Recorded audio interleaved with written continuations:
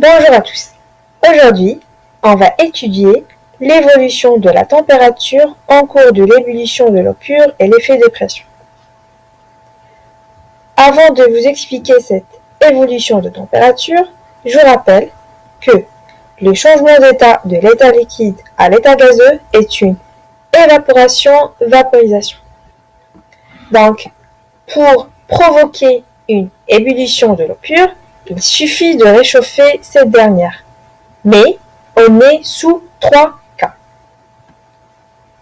Dans des conditions normales de pression, c'est-à-dire sous une pression atmosphérique égale à 1013 hectopascales.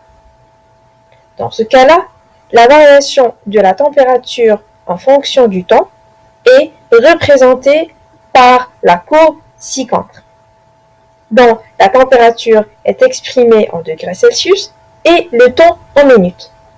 Donc, quand on réchauffe l'eau dans son état liquide, au bout de quelques minutes, la température ne cesse à augmenter. Mais avec une température qui est constante et égale à 100 degrés Celsius, l'eau commence à bouillir. On dit qu'elle subit une ébullition. Et dans ce cas-là, l'eau est dans deux états, liquide et gaz.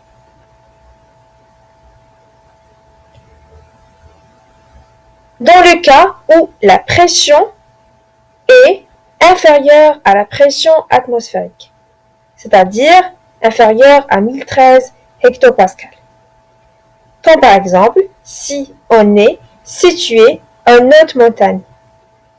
Dans ce cas-là, la température d'ébullition de l'eau pure est une valeur constante, mais inférieure à 100 degrés Celsius. Dans le cas où la pression est supérieure à la pression atmosphérique, c'est-à-dire supérieure à 1013 hectopascales, comme par exemple dans une cocotte minute. Dans ce cas-là aussi, la température d'ébullition de l'eau pure est une valeur constante, mais supérieure à 100 degrés Celsius.